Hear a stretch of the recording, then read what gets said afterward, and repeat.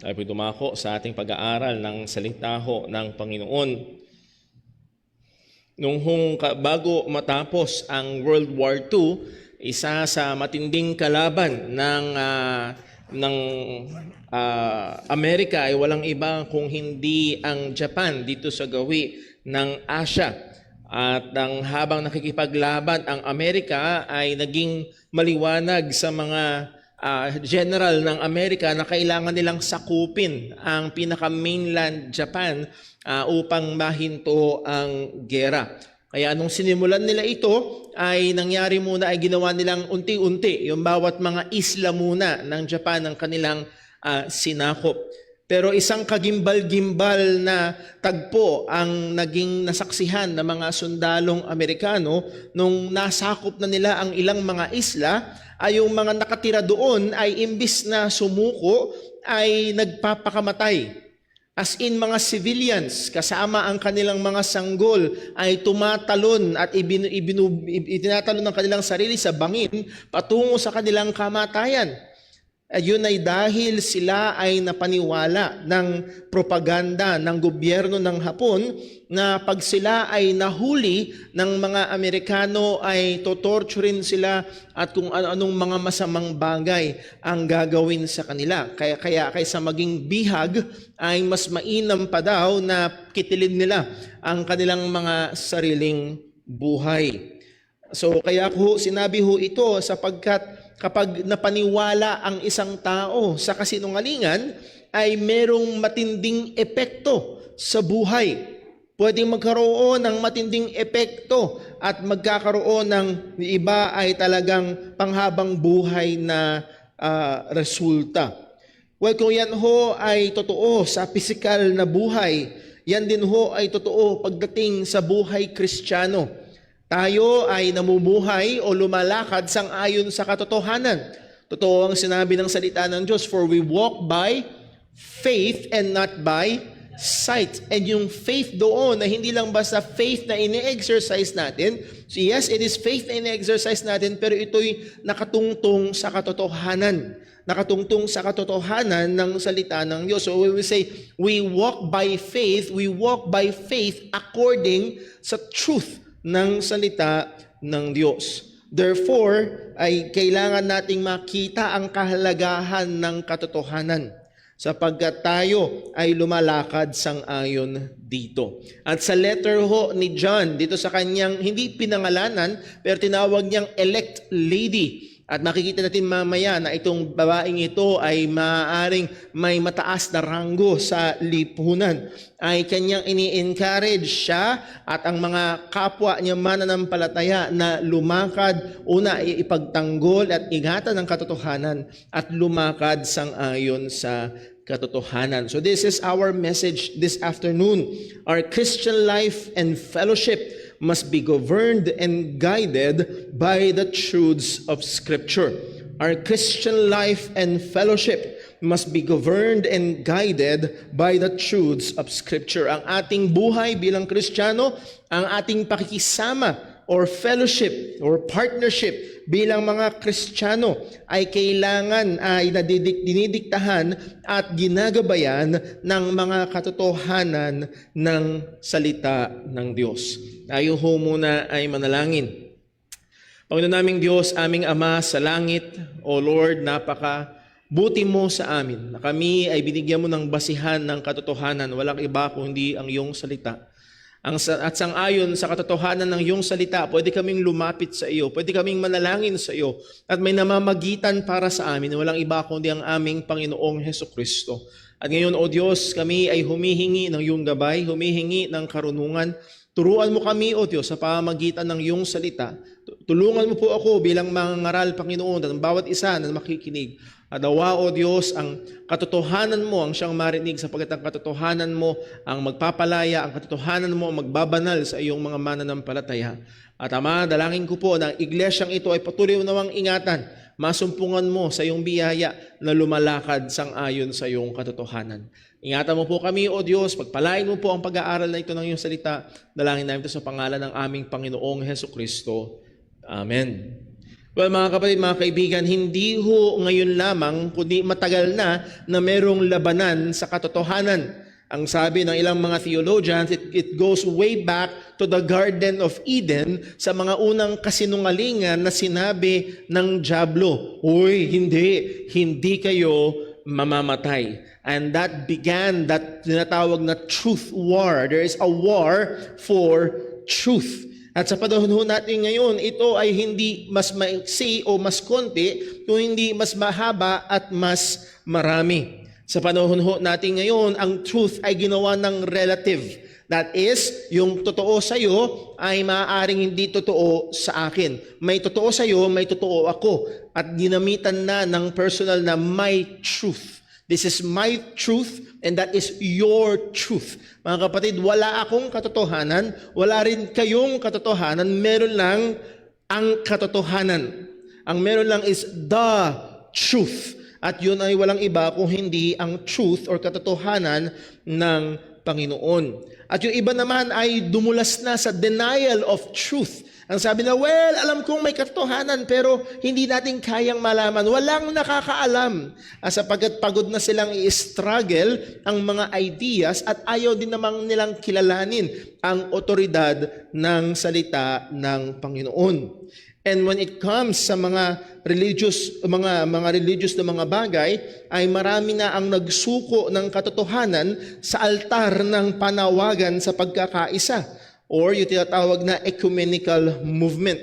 Na for the last 4 or 5 decades, hindi lamang sa ating bansa, kundi maging sa ibang mga lugar, ang movement na ito ay pumapasok sa iba't ibang mga churches at tinatawag ang mga iglesia sa ngalan ng pagmamahal at pagkakaisa ay isantabi ang mga katotohanan na dala-dala. Kaya ho, makakasumpong kayo minsan ng mga gawain, ng mga press conference and so on na sa entablado ay magkakatabi ang iba't ibang leader ng mga relihiyon at ang sinasabi isang tabi muna yung mga pagkakaiba na yan at magkaisa tayo sa pag-ibig. Ang sinasabi nga, ang mantra nga ng iba is doctrine divides, love unites. At nakakalungkot kapag ito ang estilo or estado ng mga iglesia. At again, kailangan ho nating maging mapagbantay. Sapagkat tayo ho ay niligtas, pinalaya ng katotohanan. Ang sabi ni Jesus, the truth shall make you free. Tayo ho ay binabanal sa pamamagitan ng katotohanan. Ang sabi niya, sanctify them by thy truth. Thy word is truth. Tayo ay ligtas dahil sa katotohanan ng Ebanghelyo. Tayo ay mga mananampalataya ng katotohanan. Kung merong seryoso dapat sa usapin ng katotohanan, ay walang iba kundi tayong mga Kristiyano. At dito ho sa letter ni John, sa 2 John, ay makikita ho natin, hahatiin natin ito sa 3, Lord willing, sa mga susunod nating pag-aaral ng Sunday afternoon. Makikita natin una is the primacy of truth, and then na pangalawa, the fellowship of love. Pero makikita natin na ang fellowship ay nakatungtong at nakabase pa rin sa katotohanan ng Panginoon. So ang katotohanan ang isa sa pinakamahalaga, or let's say ang katotohanan ang pinakamahalaga. Ito ang katuruan ng salita ng Diyos. Ito ang katuruan ng ating Panginoong Hesukristo. At ang Panginoong Jesus mismo na nag-utos sa atin na magmahalan tayo sa isa-isa ay nagbigay din ng babala patungkol sa mga false teachers. Sa panahon natin ngayon, hindi mo na pwedeng sabihin, it's politically incorrect na sabihin na, well, false teacher yan. Well, hindi, magkaiba lang kayo ng turo. Ayaw nilang sabihin at expose yung maling katuruan ng iba. Ang gusto nila tanggapin ng lahat o tanggapin ng lahat ang kanilang mga paniniwala. Again, si Jesus nag-utos sa atin na magmahalan tayo sa isa't isa ay nagbigay ng babala sa mga false teachers. Sa Mark chapter 13, verse number 22, ang sabi, for false Christs and false prophets shall rise and shall show signs and wonders to seduce, if it were possible, even the elect. So meron talagang mga hidwa, hindi totoo na Kristo, hindi totoong propeta, hindi totoong mga tagapagturo. At sila ay magsusubok mandaya kahit sa mga hinirang ng Panginoon. Especially when it comes sa issue ng gospel. Marami ang nagtuturo ng mga iba't ibang kaparaanan ng kaligtasan at si Apostol Pablo ay naging matalim sa kanyang pagsalag sa mga tagpipilipit sa Ebanghelyo. Galatians chapter 1 verse 8, we know this verse, "But though we or an angel from heaven preach any other gospel unto you than that which we have preached unto you, let him be accursed." And then inulit niya sa verse 9, "As I've said before, so I say now again, if any man," una ay hypothetical muna, kung meron man. Sa verse number 9, sino man. "If any man," again I say to you, "if any man preach any other gospel unto you than that which that ye had received, let him be accursed." So muli, ay hindi pwedeng i-compromise ang bagay na ito. Ay hindi pwedeng magkanya-kanya. Tayo ay dapat committed sa katotohanan ng Ebanghelyo. Si Juan mismo ay mahigpit pagdating sa bagay na ito. Ang sabi niya sa 1 John chapter 4. 1 John chapter 4 verse 3 ay ito. "And every spirit that confesseth not that Jesus Christ is come in the flesh is not of God." Actually, isa ito sa mga dinidil na problema ni Apostol Juan sa kanyang sulat sa 1st, 2nd, and 3rd John, na merong mga false teachers. Ito ay early form ng Gnosticism na kung saan para sa kanila ang matter or anything na material ay evil and spirit is good. Kaya ayaw nila at hindi nila matanggap na si Jesus ay totoong nagkatawang tao. Bakit? Dahil ang Diyos ay espiritu, good. Kapag nagkatawang tao, which is matter, flesh and bone, bad, hindi daw pwedeng magkatawang tao. So there is this group of people, group of teachers na dinideny nila ang incarnation. Dinideny nila ang pagkakatawang tao ni Kristo. Anong sabi ni Juan? "And every spirit that confesseth not that Jesus Christ is come in the flesh is not of God." Hindi ito sa Diyos. Maaaring ginagamit nila ang pangalan ni Jesus, maaaring nagko-quote sila ng mga Bible verses, pero hindi sila sa Diyos. And this is the spirit of Antichrist. Ito ang spirito ng Antikristo, whereof ye have heard that it should come, and even now already is in the world. So noon pa man din, nandun ang spirito ng Antikristo hanggang ngayon, ay marami ang mga nangangaral taliwas sa katotohanan ng Panginoon. So ito isa sa mga pangunahing katotohanan na kailangan natin na makita. In true Christianity, truth takes primary consideration. Ang pangunahing konsiderasyon sa Kristyanidad ay walang iba kundi ang katotohanan. Kahapon ay bumisita kami ni Brother Dave kila Sister Marilyn at habang nagkukwentuhan kami, sinishare niya sa akin yung kanyang discussion sa isang kamag-anak na kung saan malinaw na malinaw ang binibigay na punto ng kanyang kamag-anak ay yung pangalan ng relihiyon. Na dapat yung pangalan ng relihiyon ay nababasa sa Biblia. At kanyang pinagmamalaki, pinapakita, yung relihiyon namin, ito yung pangalan. O yan, nasa Bible, yung relihiyon namin.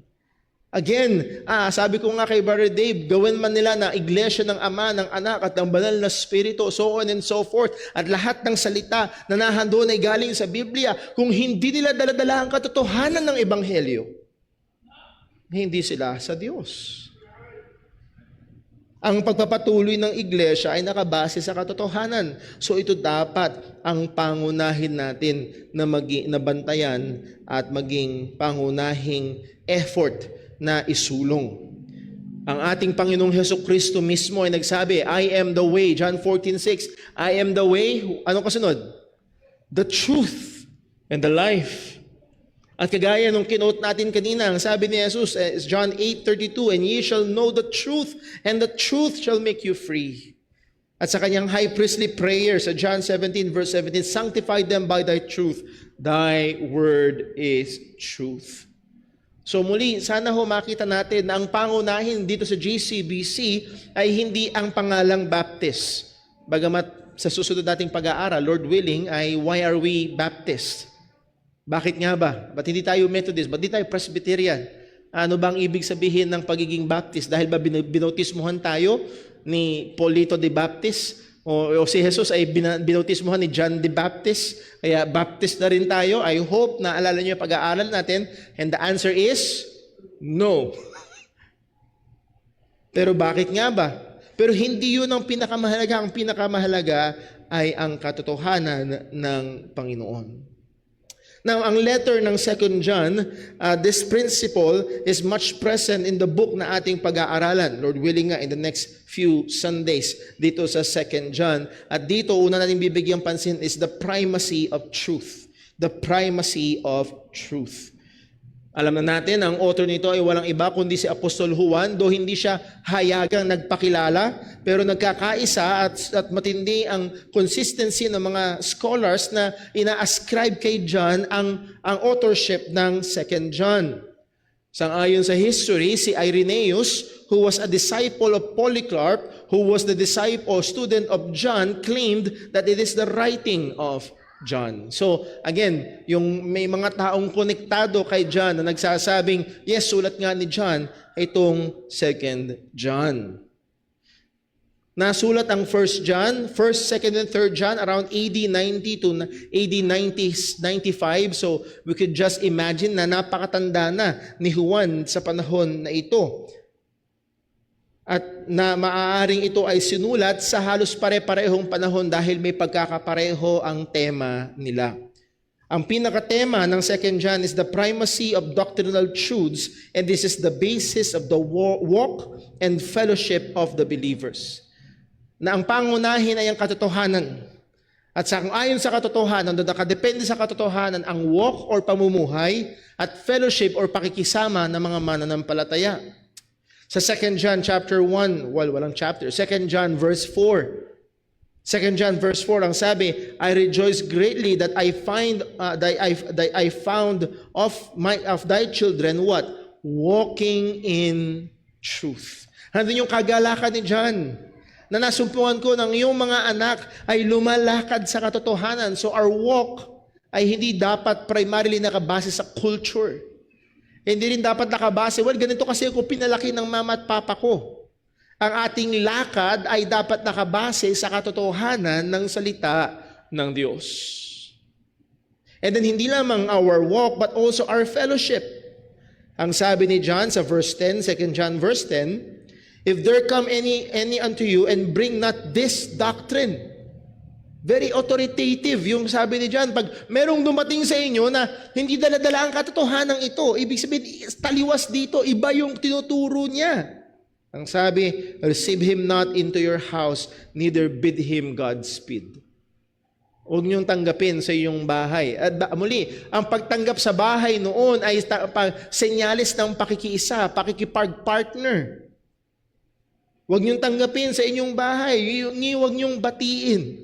So our fellowship also must be founded upon the doctrine or the truths of the Word of God. As it was with 1 John, tingnan natin yung setting. Ang pinaka-setting nito ay may mga false teachers na pumapasok sa mga churches na kung saan binibigyang babala ni Juan ang mga mananampalataya na kailangan nilang mag-ingat. As we have said kanina, mayroong early form ng Gnosticism na pumapasok sa church na dinideny ang pagkakatawang tao ng ating Panginoong Hesukristo. As John says in 2 John verse 7, for many deceivers are entered into the world who confess not that Jesus Christ is come in the flesh. They do not confess. They do not believe. They do not agree na nagkatawang tao nga ang ating Panginoong Hesukristo. Almost the same thing sa 1 John chapter 2 verse 2. 1 John chapter 2 verse 22, who is a liar, but he that denieth that Jesus is the Christ. He is Antichrist that denieth the Father and the Son. So siya daw ay kasinungalingan, siya daw ay sinungaling na nagde-deny na si Jesus nga ang Kristo. 1 John chapter 4 verse 2, hereby know ye the Spirit of God. Every spirit that confesseth that Jesus Christ is come in the flesh is of God. Verse 3, and every spirit that confesseth that Jesus Christ is come in the flesh is not of God. So makikita natin na yung dinidil ni Apostol Juan sa 1 John ay dinidil niya rin sa 2 John at maging may traces din ito sa 3 John. So lumalawak lumalawak at maraming mga false teachers ang pumapasok sa iglesia. So isang magandang challenge ho sa ating mga kapatid ay kailangan nating maging pagbantay. Kaya ho, dito sa JCBC, meron tayong mga pamphlet na pinamimigay sa mga first-time visitor. At least nahandoon yung 5 solas na ating tinitindigan.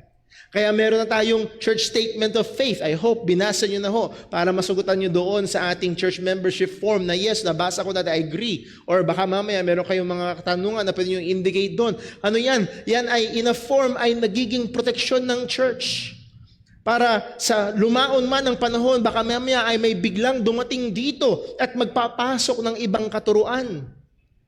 I know a church sa Baguio, na napakaganda nung church, napakaganda nung direksyon, pero nung nag-retire na yung pastor na Amerikano, yung pumalit na pastor, after some time, ay biglang almost nag-180 yung church.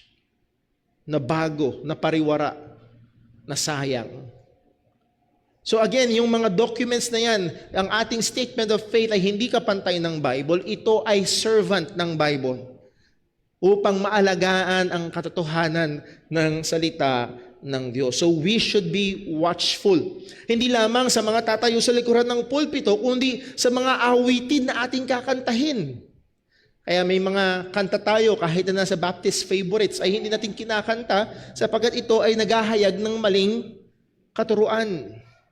So we must be watchful against wrong and strange doctrines. Ang sabi nga ni Jude sa Jude verse 3, Beloved, when I give all diligence to write unto you of the common salvation, it was needful for me to write unto you and exhort you that ye should earnestly contend for the faith. Matyagang ipakipaglaban ang pananampalataya which was once delivered unto the saints. Yes, wala tayong bagong pananampalataya. Hindi tayo nag-iimbento ng bagong atin, kundi kailangan nating bantayan na yung pananampalatayang itinuro pa noon ng mga apostol ay maingatan natin at siyang pananampalataya na dapat ay tinatayuan at nilalakaran natin ngayon. Nabigyan natin ng pansin ng verse 1, 2 John verse 1. Ano ang sabi ni John? The elder unto the elect lady and her children, whom I love in the truth, and not I only, but also all they that have known the truth. Ngayon, so verse 1 pa lang, kita nyo na ho agad ang emphasis ni John. Twice binanggit yung word na the truth, whom I love in the truth, and those who have known the truth. Actually, sa susunod na 5 verses 1 to 5 ng 2 John, 5 times uulit-ulitin ang word na ito, truth, truth, the truth, the truth, ang katotohanan. At ito ay nagdudumilat na pagbibigay diin sa kahalagahan ng katotohanan sa buhay ng mananampalataya ng iglesia, and as we have said kanina, maging sa ating pakikisama or fellowship. At paano inintroduce ni John ang kanyang sarili? Ang kanyang introduction is the elder. Una is the, nagbubukod tangi, sapagkat si Juan ang pinakahuling nabubuhay na apostol. Yes, siya ay elder, siya ay pastor. And by the way, sa Bible, elder, overseer, and bishop, and ang tatlong, ang pastor, elder, and bishop ay pantay-pantay lang. Okay, so huwag kayong maniwala doon sa iba na gusto nila ang title bishop. Isa ho ito sa pagkakaiba ng Baptist Church pagdating sa polity in the church, yung church government. Hindi tayo Episcopalian na merong hierarchy, na merong pope, merong archbishop, and then merong mga bishop, and then merong mga so yung mga Baptist na sinusubukang itaas yung mga bishop and then merong mga pastor sa ibaba, they're not being Baptist, they're being Catholic.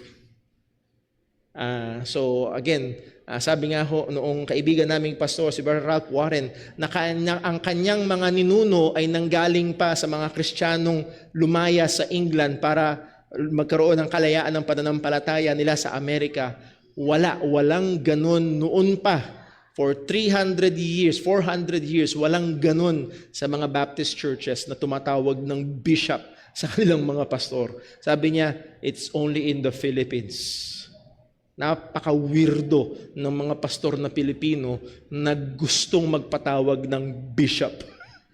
Dahil pag sa Amerika, tinawag ka nun, ano ka ba? Katoliko ka ba? Roman Catholic ka ba? Yun yung dating. So muli, ang punto ho natin ay ito, ang elder, pastor, bishop, pantay-pantayaan, walang mas mataas. Para inintroduce ni John ang kanyang sarili, na ginamit niya yung technical use ng word na elder, at yung elder dyan ay equal to the pastor. Kung paanong pinakilala din ni Peter yung kanyang sarili as fellow elder. Isang bilang pastor din dito, binukod tangi ni John yung kanyang sarili, the elder. Ang matanda o ang pastor. And as we have said, dahil siya na lang ang natitira na buhay na apostol nung panahon na yun, so may pagbubukod tangi at nire-recognize lang ni John ang katotohanan na ito. Sino ang recipient ng letter? Unto the elect lady and her children. So the primary receiver of this letter, hindi kagaya ng 1 John, ay general epistle that is para sa buong kongregasyon at sa ibang mga churches pa. Ang 2 John at 3 John, ay personal letter. Parang yung Book of Luke and Book of Acts. Sinulat ni Luke para kanino? Para kay Theophilus. It's a personal letter. Parang Titus, Timothy, 1 and 2 Timothy, Titus, Philemon, these are personal letters. Ang 2 John ay isang personal letter din na sinulat niya para sa tinatawag niyang elect lady. So this is the primary receiver. That word elect ay nagiging nakakasamid sa marami, pero tayo naniniwala na ang Diyos talaga ay merong mga hinirang. Malinaw sabi ni Apostol Pedro, 1 Peter chapter 1 verse number 2, 1 Peter 1:2, elect according, simulan natin sa verse 1, Peter, an apostle of Jesus Christ, to the strangers scattered throughout Pontus, Galatia, Cappadocia, Asia, and Bithynia. So sinusulatan ni Peter ang mga Kristiyanong nagsikalat dahil sa persecution. At ano ang sabi niya? Ito yung mga Kristiyanong nagsikalat dahil sa persecution, verse 2, they are elect. Mga hinirang, according to the foreknowledge of God the Father, through sanctification of the Spirit unto obedience and sprinkling of the blood of Jesus Christ, grace unto you and peace be multiplied. So unto the elect, and yung kasunod na salita ay elect lady. Ayan. Yung word na lady niyon ay very interesting. Merong salita sa Greek na ang ibig sabihin ay male master. Curious. Or yun yung madalas na nasa babasa natin na word na Lord, L-O-R-D, small letter. Or minsan, ginagamit din ito sa Panginoon patungkol sa Diyos, pero ang konteksto ang magdedetermina. Pero ito, hindi curious, kung hindi kuria. Hindi courier na nagdadala ng ating mga order, kundi kuria. This is the female version ng curious. Ibig sabihin, ito ay someone who is female of a high status. So, magalang yung approach niya dyan to the elect kuria, to the elect lady. Isang babae na may mataas na katungkulan. At maaaring siya isang babae na hindi lang basta may mataas na katungkulan, maaaring kilala sa pamayanan, kundi maaaring siya rin ay influential sa mga mananampalataya. Siya rin ay maaaring naglilingkod at maraming kumikilala sa kanya sa iglesia ng Panginoon. So makikita natin mamaya na, again, could you just pause for a while, ladies? Minsan kasi may mga kaisipan na, theology pang lalaki lang yan. Nakuha niyo ho? Theology, pag-aaral ng Bible sa mga lalaki lang yan. No, here is a lady na sinulatan ni Apostol Juan ng ilang mga theological matters. So napakaganda, pag-pray natin na ang church natin ay magkaroon at mag-develop ng mga tinatawag na iba ng mga Bible women. Women who are equipped with the Word of God, who are mature in the faith, na pwedeng gamitin ng Diyos na makapagturo sa mga kapwa kababaihan at gamitin ng Diyos sa counseling and so on. At ang sabi ni Juan, hindi lamang itong elect lady, kundi maging sa kanyang children. Sabi niya, unto the elect lady and her children. Now, ibang mga Bible teachers at tingin nila ito daw ay mga members ng church, pero yun ay very much weird kapag ginagay natin dito. So we can only take it literally na itong elect lady na ito, na hindi natin kilala kung sino, ay may mga anak. At sa biyaya ng Diyos, ang mga anak ng mananampalatayang babaeng ito ay Kristiyano rin at lumalakad din sang-ayon sa katotohanan.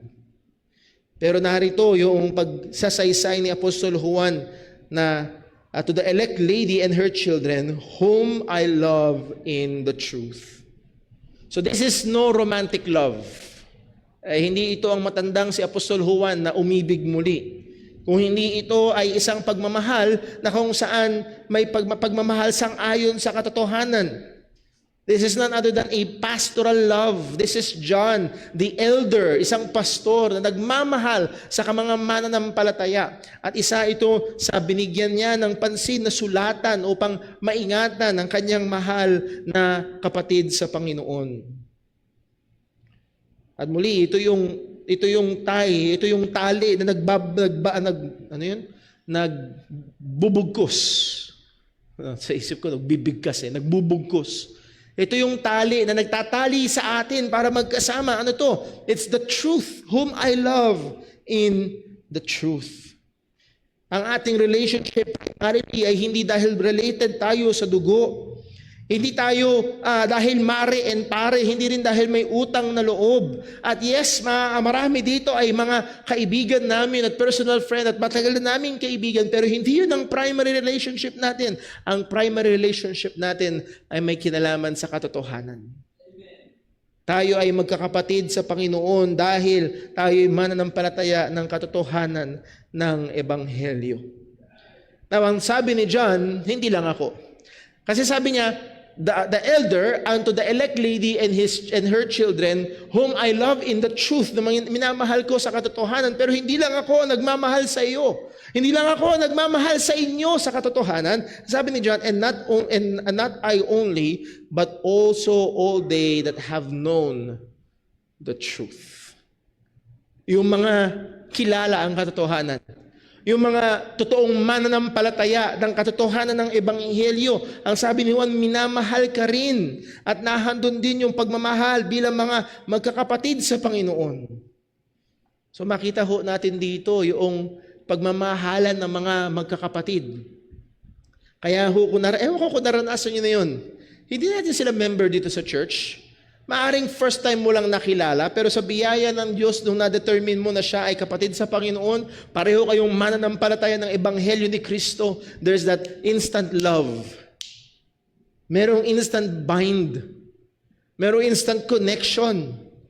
Bakit? Because pareho kayong mananampalataya sa katotohanan ng Panginoon. Excuse me. As we have said kanina, higit sa malamang itong elect lady na ito ay very influential at maaaring dahil kaya siya sinulatan ni Juan ay siya ay isang minister, isa sa mga nagmi-minister dun sa church. Now, hindi lamang ito, kung hindi meron pang ibang mga karakter sa Biblia. For one is the lady named Phoebe sa Romans 16 verse 1. Romans 16 verse 1. Ang sabi ni Apostol Pablo, I commend unto you Phoebe, our sister, which is a servant of the church which is at Cenchrea. So here is a lady minister.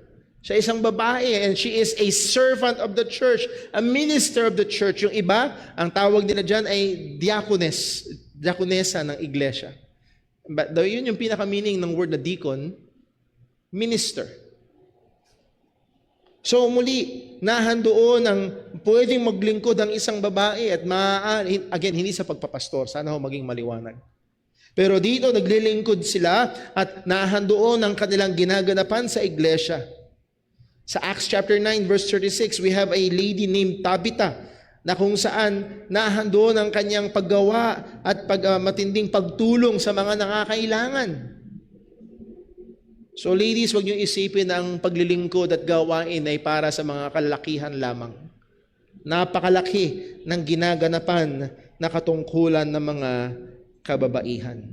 So narito si John at sinulatan niya ang isang kapatid sa Panginoon, itong babaeng ito na maaaring may malaking impluwensya o ginaganapan sa loob ng iglesia at isang magandang katotohanan at sigurado kanyang pinagministeryuhan ng kanyang mga anak sapagkat sila ay naging mga mananampalataya.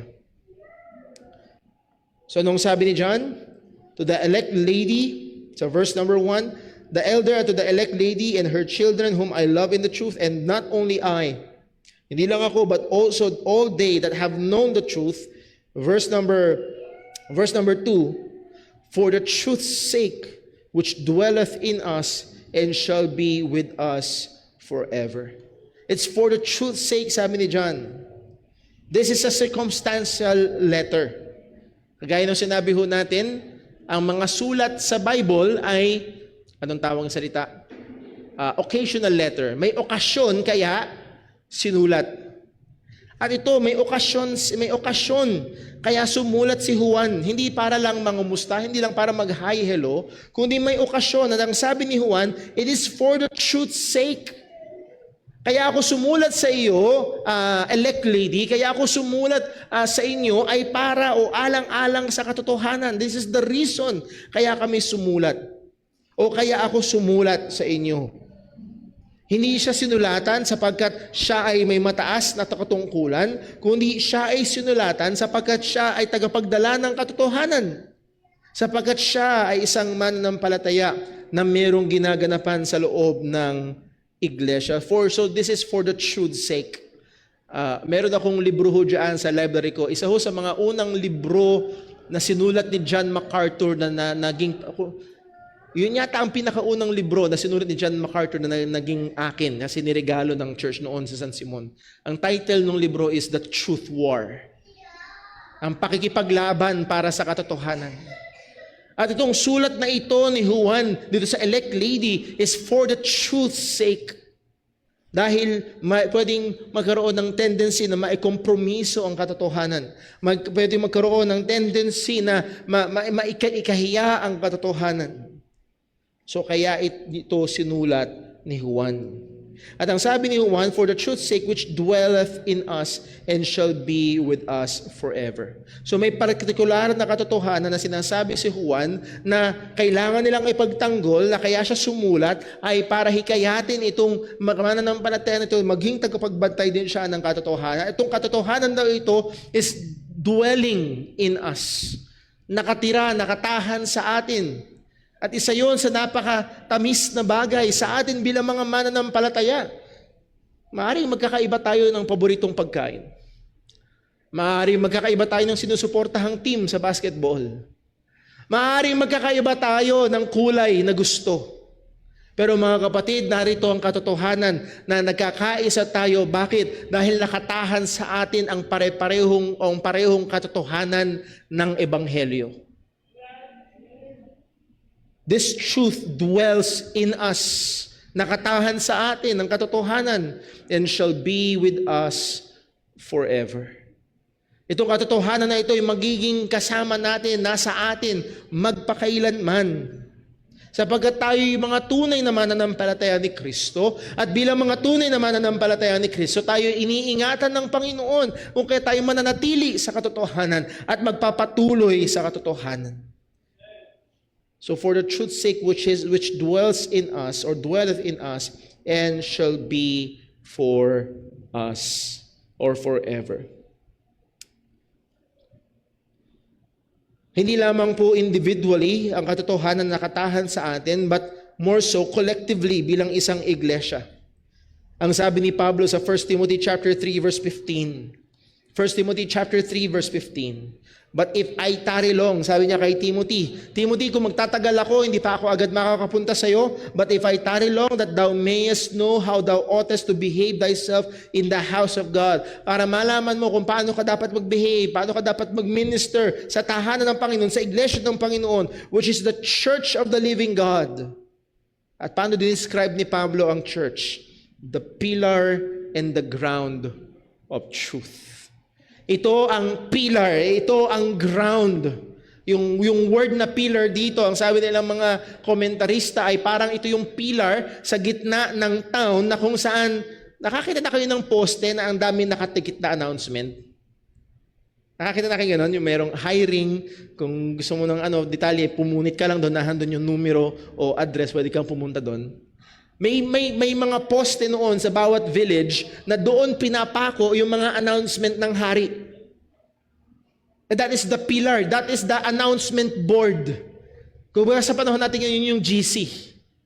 Kung merong announcement, punta ka doon sa pillar na yun, makikita mo nakapako doon.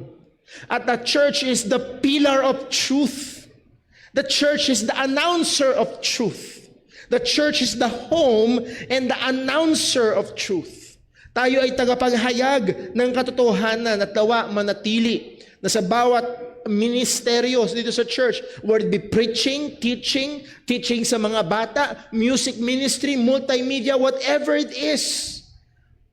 Yung ating mga ilalabas na mga materyales, yung ating mga ilalabas na mga bagay is we are spreading the truth of God.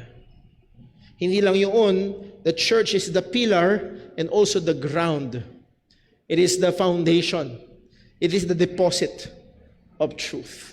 As we have said kanina or read kanina, sabi ni Jude, that we must earnestly contend for the faith which was once delivered to the saints. Hindi ito kagaya ng tinuturo ng Roman Catholic na nagdedetermina ng katotohanan ay ang church. No.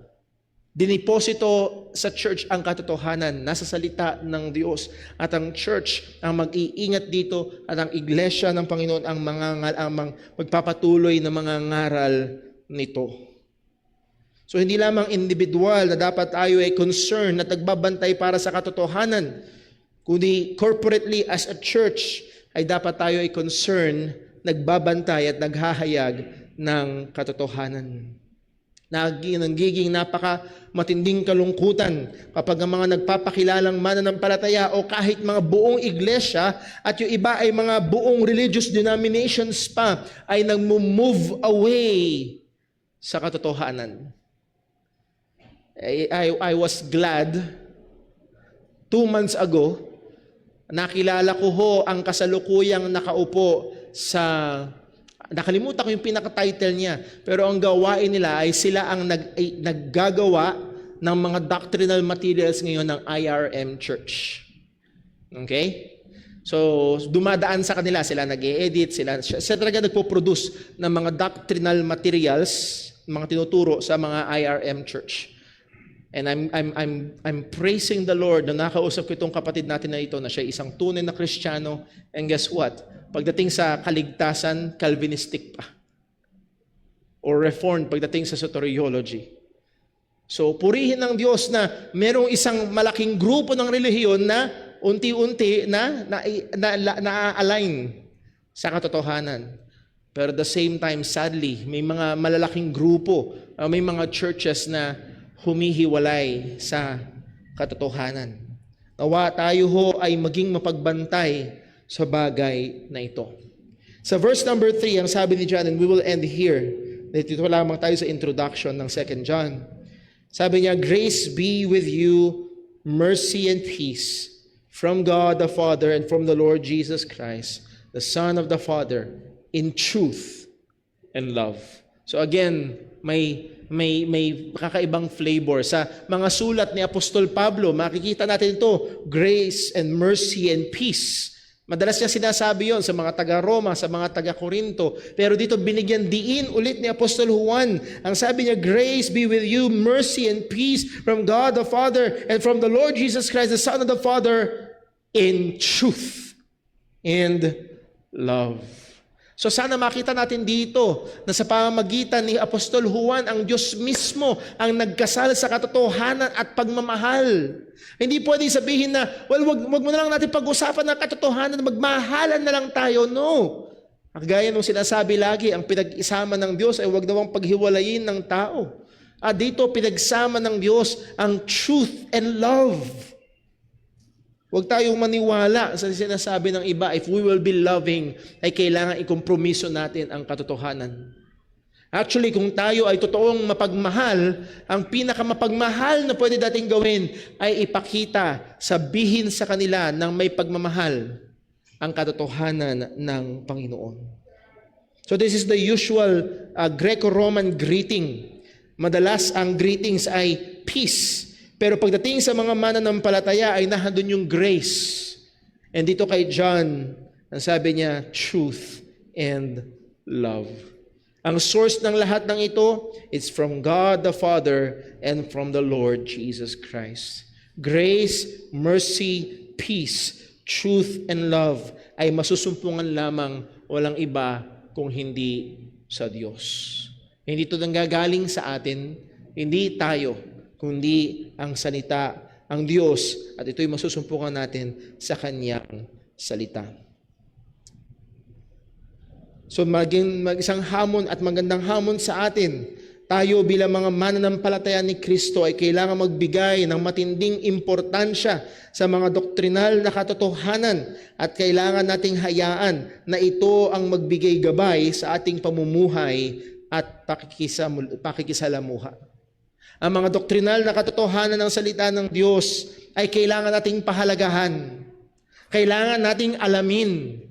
Kailangan natin maging pamilyar sa mga katotohanan na ito. Bakit? Ito yung gagabay sa ating pamumuhay. Bakit natin hindi ginagawa ang isang bagay? Bakit natin ginagawa ang isang bagay? Bakit pagdating sa worship natin, pag inobserbahan nyo ang worship dito sa JCBC, para napakasimple. Hindi magarbo, hindi parang piyesta, hindi parang comedy bar. Bakit kasi ginagabayan ito ng katotohanan hindi tayo malaya na gawin yung gusto natin sa loob ng church dahil hindi tayo ang ulo ng iglesia. So kailangan natin maging pamilyar sa mga katotohanan ng Panginoon sapagkat ito ang gagabay sa ating pamumuhay at ito rin ang gagabay sa ating pakikisama and if I may add, sa ating pagsasama-sama bilang isang iglesia. Let us be committed in knowing and guarding the truth. Let's pray. Panginoon Diyos, aming Ama sa langit, salamat po na kami, Panginoon, ay binigyan mo ng deposito ng iyong katotohanan. Walang iba kundi ang iyong salita. Na hindi namin kailangan manghula. Kundi kailangan namin, O Diyos, na masipag at matyaga na pag-aralan, basahin, pagbulayan ang iyong mga katotohanan sa iyong salita. At ito ay sapat, O Diyos, para magbigay ng gabay sa amin kung paano kami mamumuhay at ang aming pananampalataya. O Diyos, tulungan mo nawa kami individually bilang mga Kristiyano na mahalin ang katotohanan, na imamuhay sang-ayon sa katotohanan. At tulungan mo rin nawa kami, Panginoon, collectively as a church, na kami, Panginoon, ay magmahal sa katotohanan at magkaisa sa katotohanan. Sa katotohanan na katahan sa amin at nasa amin magpakailanman. O Diyos, salamat po. At nawa ang iglesyang ito ay patuloy mong ingatan. Ang iglesyang ito ay patuloy na maging pillar and ground of truth. Na mula sa pulpitong ito, sa mga bawat ministeryo ng iglesyang ito ay umalingaw-ngaw ang katotohanan ng iyong salita. Hindi, Panginoon, ang uso, hindi, Panginoon, ang kultura, hindi, Panginoon, kung ano ang sikat, kundi, O Diyos, ang katotohanan mo, sapagkat ito magpapalaya sa amin, sapagkat ito magpapabanal sa amin. Salamat po sa mga paalala ng iyong salita. Gamitin mo itong patuloy sa aming mga buhay upang kami patuloy na hubugin sa wangis ng aming Panginoong Hesukristo. At lahat ng ito ay dalangin namin sa iyo sa ngalan ng aming Panginoong Jesus. Amen.